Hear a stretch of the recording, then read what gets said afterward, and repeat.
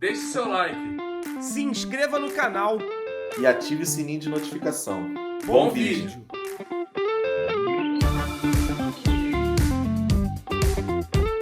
Eu acho que, primeiro, eu concordo muito com o que você falou, essa questão de pai ser empresário de jogador é uma situação muito delicada, porque em alguns momentos você precisa ter um distanciamento profissional.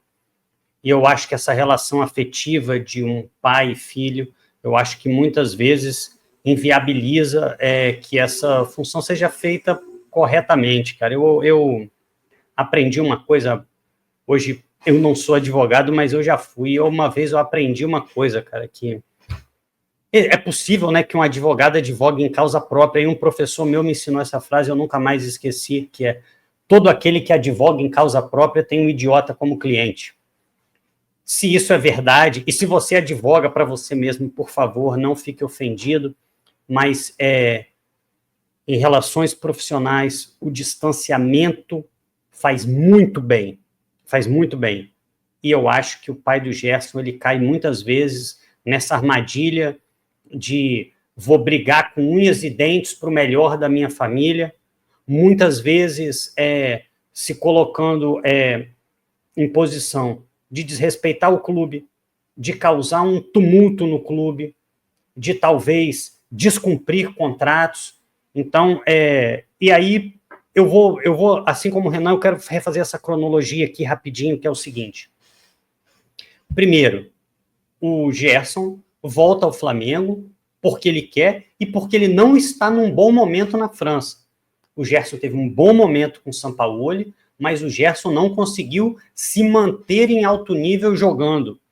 E o Gerson volta para o Brasil. E aí muita gente esquece, às vezes a memória é curta. Assina o contrato e depois se arrepende do contrato que assinou. Quando assina o contrato e não joga nada, igual, por exemplo, aconteceu o Alan, que agora, se Deus quiser, vai mudar, aí ninguém pede para baixar o salário. Aí ninguém pede para falar, não, por favor, assinei o contrato, mas eu valho muito menos do que isso. Me paga um salário mais baixo. Não esperem o Pablo falar isso para o Flamengo. O zagueiro Pablo, vocês nem lembram que o Pablo está no Flamengo. Não espero o Pablo virar e falar assim, gente, abaixa meu salário, eu nem jogo. Por favor. Por quê? Porque é o contrato.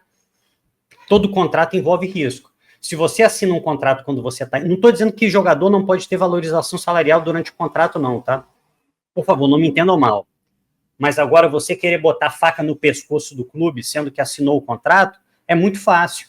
O ano passado, o Gerson passou meses sem jogar por conta de um problema renal. Acho que era, se não me engano. E aí o Flamengo, obviamente, não virou para o jogador e falou assim, aí, meu irmão, vamos modificar esse contrato aí, porque você está no estaleiro. Então, essa é a primeira coisa, assim, tudo pode ser negociado, mas esse negócio de vir a público, criar uma situação desagradável para o clube para conseguir ou forçar um aumento de salário, não me parece muito profissional, e eu acho que ele errou nesse ponto. Sobre a... eu posso estar errado e estar sendo injusto, mas dá toda a pinta que essas notícias aí de Zenit, de proposta por Gerson, não foi só essa não, tinha um tempo que estava falando de Real Madrid, Gerson, por exemplo, não tem muito tempo.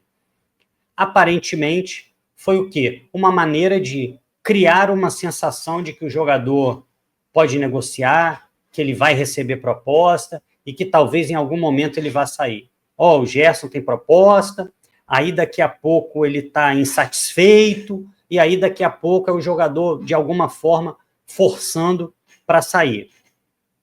A cronologia está toda aí, galera.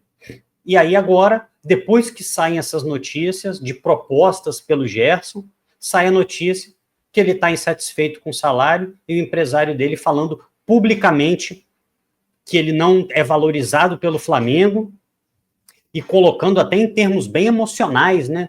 Não, ele ama o Flamengo, mas ele quer amor de volta, né? Cria essa história aí de amor não correspondido, mas a verdade é que isso tem que ser feito internamente. Acho que o Gerson pode pleitear um aumento de salário, e aí tem que ver a situação financeira do Flamengo, mas, novamente, não é a primeira vez que isso acontece.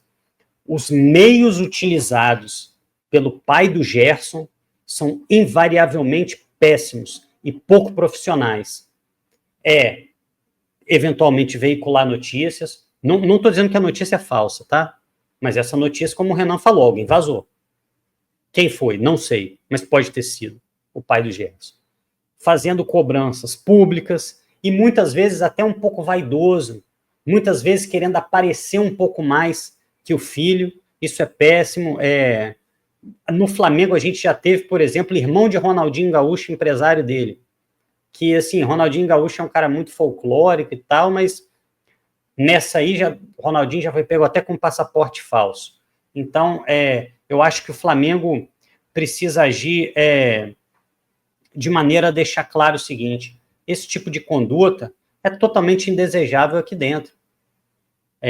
Esse tipo de cobrança, e aí talvez, qual é o próximo passo? Expor o salário dos outros jogadores? Porque o Renan falou, ele sabe o salário de todo mundo, ele conhece a folha de pagamento do Flamengo, eu não sei, mas ele no mínimo supõe que o salário do Gerson é baixo, talvez ele tenha essa informação. Eu acho que a gente, nesse momento, pela forma como ele se portou, a gente passa a discutir muito menos o salário do Gerson, que hoje é um dos principais jogadores do Flamengo, e eu sempre falo isso, e era isso que eu sempre criticava no Gabigol ano passado, que é um jogador com salário de protagonista, entra em campo e não faz nada. Isso me incomoda. Não me incomoda o Gerson ter o segundo, o terceiro, ou um dos maiores salários do elenco, porque ele entra em campo e ele resolve. E o Gerson tem outra coisa também, joga quase todos os jogos.